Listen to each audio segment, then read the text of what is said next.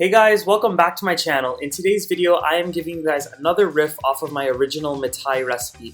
In today's video, I'm going to be sharing my recipe for pumpkin spice Mithai. This Mithai is so moist in the middle, all of that pumpkin spice and the pumpkin flavor is coming through, super sweet and delicious, and I hope you guys enjoy this one. So let's get into it.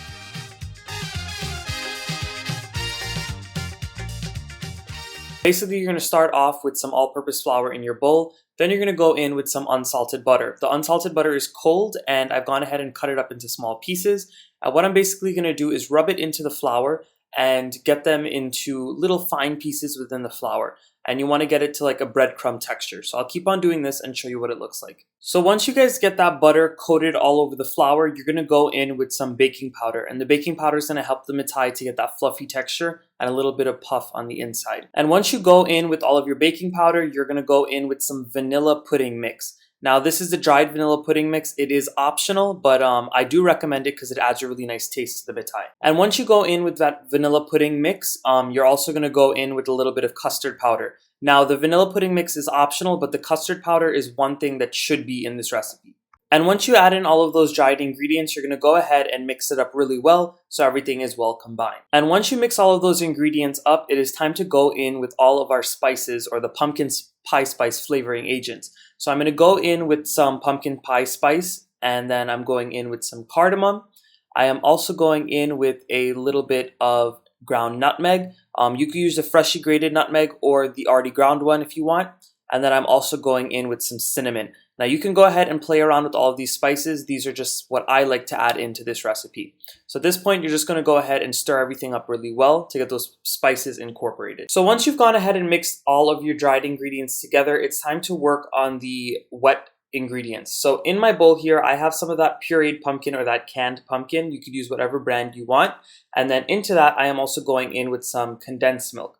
So what you're going to want to do is just mix both of these ingredients together. And once the pumpkin puree and that condensed milk is mixed in really well together, you're going to go in with some vanilla extract. For this recipe, you can go ahead and use vanilla extract, or you could use the mixed essence. Once you've gone ahead and mixed in all of that vanilla extract or your mixed essence, if you decide to use that, it's time to go ahead and add a little bit of evaporated milk in here. Once you've gone ahead and mixed all of your wet ingredients together, you're going to start adding the wet ingredients into the dry ingredients just a little bit at a time. You do not want to add all of it in at once because depending on the brand of flour that you use, it might soak up more liquid and some brands of flour might soak up less liquid. So just add in a little bit at a time and then keep mixing it in until you get a nice soft dough, just like how you're making regular Mithai. So I've kept adding in a little bit of that liquid mixture a little bit at a time, and after I was mixing it with the spoon, I switched to my hands. The reason why you want to switch to your hands is so this way you can really feel the dough and know how wet it is.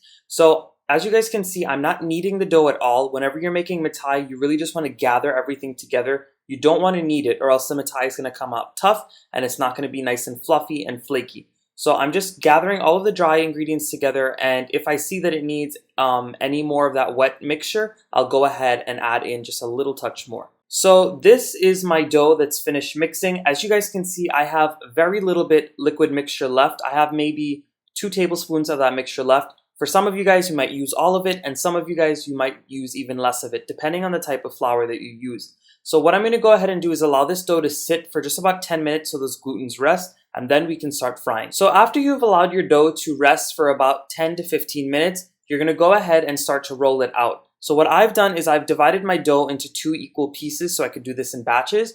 And I'm taking one of the pieces of dough, sprinkling on just a little bit of dry flour, and I'm rolling it out. When I make Mithai, I like to do this about a ½ inch in thickness. The reason being is because when I'm making the soft Mithai, I like it to be nice and fluffy. If you roll it out too thin, it's actually going to become too hard for being soft Mithai. So I'm going to go ahead and roll this out. You want to roll it as even as possible, and then we can start to cut. So once you guys finish rolling the Mithai to the thickness that you desire, I know that some people like a thicker or a thinner Mithai, just depending on your own preferences. You're going to go ahead and cut it up into the shape that you want. Now the traditional shapes for soft Mithai is either in rectangle shapes or these little trapezoid shapes or even triangle shapes. So it totally depends on how you want to make it. I'm cutting them in a series of different shapes. I'm going to do some triangles, some rectangles, and some of these diamond shapes as well. So you guys will see me finish cutting these up, and then we can move on to preparing the rest of the Mithai. So I've had some oil heating up on a medium-high heat, and you want to keep that oil regulated so this way your mithai doesn't burn. But once it comes up to temperature, you're going to go ahead and add in a few pieces of your mithai. Now you don't want to overcrowd the pan because if you do, it'll decrease the temperature of the oil and all of the mithai will just soak up the oil and be saturated. So that's not what you want. Just add in a few pieces and then you're going to allow this to cook for about 3 to 4 minutes or just until they get a nice dark golden brown color. This mithai is a little different from regular mithai. It's going to end up being a little touch darker just because it has the condensed milk and the pumpkin in it. So as you guys can see, this is about 2 minutes into the cooking process. My mithai has gained a nice light golden brown color, and at that point I'm just going to start to flip them over. You want to cook these nice and low and slow so this way they cook properly on the inside and they don't just burn on the outside. So this is what the mithai looks like after about 3 to 4 minutes of cooking. It's gotten a really nice golden dark brown color, and that's exactly what you want for this type of mithai.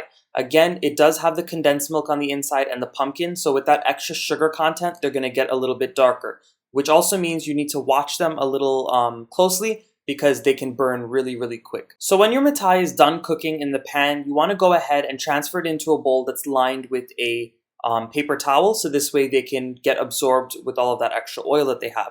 So once you finish doing that, you're going to go ahead and take small batches of the mithai in another clean bowl, and you're going to pour on just a little bit of condensed milk, probably a half of a tablespoon to a tablespoon.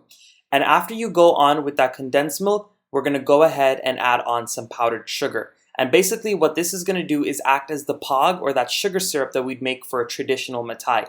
For me, I recently got into doing this condensed milk and powdered sugar trick on my mithai to coat it because it's much faster. You don't have to boil the sugar syrup, and I find that it's just much easier. So once you go on with your condensed milk and you add on a little bit of powdered sugar, you're going to keep adding on a little bit of powdered sugar at a time until you find that the mixture solidifies all over the mithai.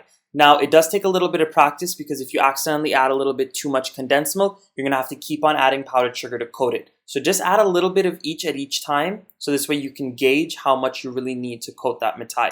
And again, this mithai does have the condensed milk on the inside, so it is a little sweetened already, so you don't need a very, very thick coating of that sugar mixture on the outside. So this is something that you're going to want to do in batches. As you're mixing the condensed milk on top of it and the powdered sugar, you definitely cannot do it all at once because if you do, the mithai will break up really quick. So I recommend splitting it up into about 2 to 3 batches, so this way you're doing it in smaller quantities. I just wanted to give you guys a close-up of what this mithai really looks like on the inside. As you guys can see, when I broke it, it did not crumble apart at all. It's nice and soft and fluffy in the middle.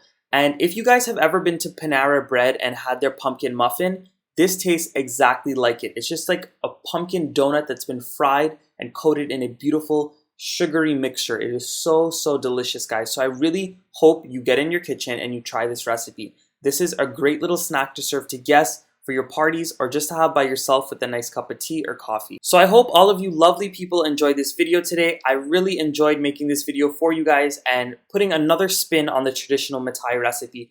Go ahead and leave all your comments down below and let me know if you want me to try any more flavor pairings for the mithai or what other recipes you want to see next. And of course, if you're not subscribed to my channel yet, go ahead and subscribe and be notified on when I post my newest videos. And of course, give this video a nice big thumbs up. I'll see you guys in my next video. Until next time, guys.